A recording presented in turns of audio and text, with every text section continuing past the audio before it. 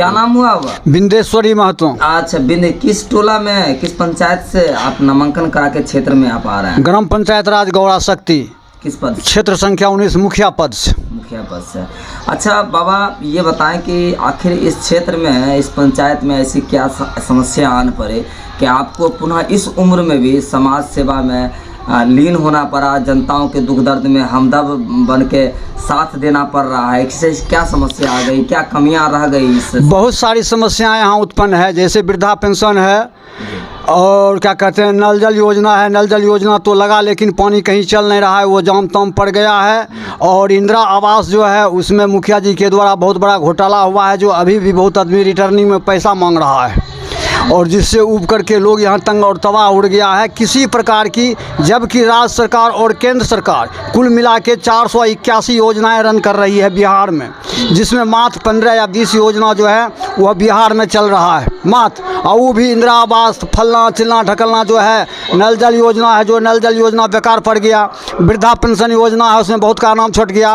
Ration card है, उसमें बहुत ऐसे निरीह व्यक्तियों का राशन कार्ड गायब हो गया, जिसका बेचारा रो रो के अपना बिलप रहा है। उस सारी समस्या लेकर के बूढ़ा वृद्ध और जवान नौजवान जितने हैं वह सारा लोग जो है जानबूझ कर करके हमको, और जितना बुद्धिजीवी है वो खड़ा होने के लिए जो हमको बाध्य कर दिया, जिससे परेशान होकर के हमको खड़ा होना पड़ा। देखिए बाबा, आपने पंचायत की दुख दर्द की बात करी, लेकिन समाज सेवा की अगर बात करते हैं तो आपकी उम्र की अवस्था को देखते हुए लंबी अवधि से आप समाज सेवा में लीन रहे हैं। पुराने ज़माने की अगर राजनीतिक और रणनीति की अगर बात करें तो पुराने ज़माने में जिस प्रकार से पंचायत के चौमुखी विकास के लिए एक प्रतिनिधि अपने जानो प्राण और अपना चीज़ निछावर करते थे, उस समय की अगर बात बताएं तो उस समय का पंचायत का क्या स्थिति था और अभी का वास्तविक जो 2021 का जो पंचायत का स्थिति है वैसा कैसा, उसमें थोड़ा सा विचार हम करते हैं। उसमें इसमें से जो पूर्व पंचायत में था, यहाँ बहुत बड़ा समस्या था। वैसे निरीह लोगों को यहाँ मत देने का अधिकार नहीं था। वैसे ज़माने में हम लोग लड़ करके यहाँ बूथ में वोट दिलाने का, आम पब्लिक में वोट दिलाने का अधिकार दिलाया। और 1978 में हमने इस धर्मनगर का बरसोबास बटाया, जो ज़मीन की कमला प्रसाद दहलान जी का खगड़िया का है। इसमें लड़के मुकदमा से हासिल करके ये टोला का निर्माण किए। जहाँ अभी हम बैठे हुए हैं यही हुआ टोला, जिसका नाम धर्मनगर है। और इसके साथ साथ बहुत ऐसी सारी समस्या था जो संघर्ष के द्वारा, संघर्ष करते हुए क्रांति के मार्ग से निकल करके उसका हम समाधान निकालते गए और अभी तक भी निकाल रहे हैं। कहीं भी लड़ने झगड़ने में कहीं बात नहीं, डरने की कोई बात नहीं। अरे मनुष्य जीवन है, जान तो जाएगा ही, जीवन तो जाना ही है।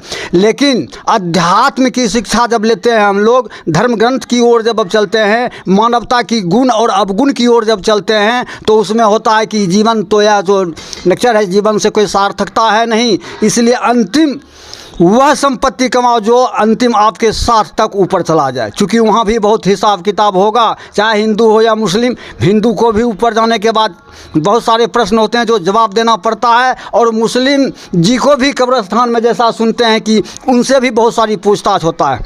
तो बाल बच्चे को तो कमा के बहुत सारी संपत्ति दिया जो देना था, तो कुछ संपत्ति तो साथ ले जाना है। मानव का जो कर्तव्य बनता है वह समाज के बीच निर्वाह करना पड़ता है। आखिरी दम तक करते रहेंगे, करते आए हैं और करते भी रहेंगे।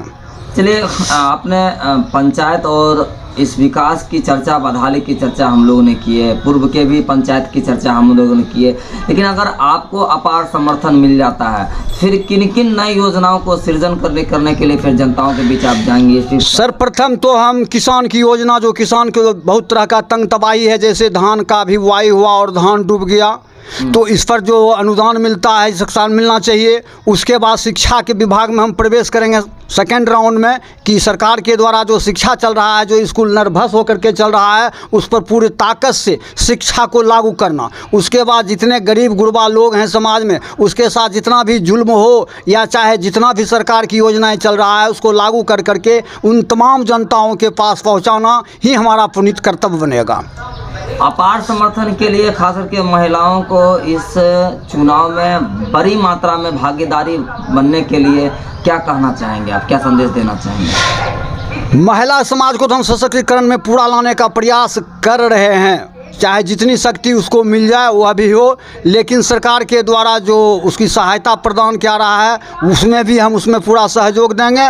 और इस महिला सशक्तिकरण में हमारा एक लाइन कहना नहीं चाहिए कि सरकार ने तो उनको 50% का अधिकार दिया, इसके लिए भी हमारा संघर्ष होगा सरकार के द्वारा कि 50% का जो दिया अधिकार वह सिर्फ पंचायत में ही दे के छोड़ दिया, ना विधानसभा दिया ना पार्लियामेंट दिया। सरकार को वहाँ भी उनको देना चाहिए। और जितनी भी सारी समस्याएं महिलाएं के लिए है उसमें हर योजना में हर ऑफिस में इनकी भागीदारी 50% होनी चाहिए। इसके लिए भी हम ऊपर तक लड़ाई करेंगे। अभी आप किस चुनाव चिन्ह से आप समाज के बीच जा रहे हैं, चुनाव चिन्ह आप बताएं, और ईवीएम के क्रमांक संख्या कितने पे आपका बटन दबाने के बाद लोगों का मत जारी होगा? अभी हम चुनाव लड़ रहे हैं कलम और दबात, यानी लिखा पढ़ी करने का सरकार के द्वारा, या भाग्य कहिए जो फिर वही आ गया, लेखनी का सवाल आ गया उठ करके, तो उसमें जो है सो मुखिया पद से लड़ रहे हैं और कलम और दबात के छाप से हम अभी चल रहे हैं। तो कलम और दबात छाप के निशान पे मुहर दबाने के लिए जनताओं को क्या कहना चाहेंगे? उस पर हमारा जो क्रमांक है ईवीएम मशीन में वह 3 नंबर क्रमांक पर कलम और दबात है। उस 3 नंबर पर अपार बहुमत से जिताने का प्रयास जनता के बीच है और जनता भी इसमें योगदान और अपना सहयोग देने के लिए तत्पर है। खास करके अभी आपके क्षेत्र में युवाओं को क्या कहना चाहेंगे?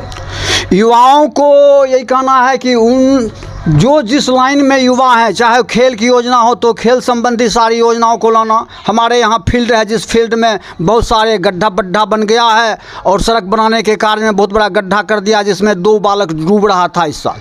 तो उस गड्ढा को भरना और फील्ड को बरकरार करना, फील्ड को चमूसा कर देना।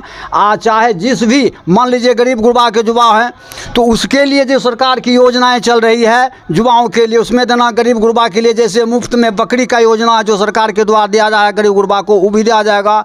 खेल पढ़ाई लिखाई में युवाओं को प्रेरित कर करके स्कूल भेजना और उसके गार्जियन को समझाना होगा कि बच्चे को स्कूल भेजें टाइट कर करके, जो ताकि बच्चा जो है वह शिक्षित हो और देश के हित में और समाज के हित में वो अपना भविष्य चमका सके।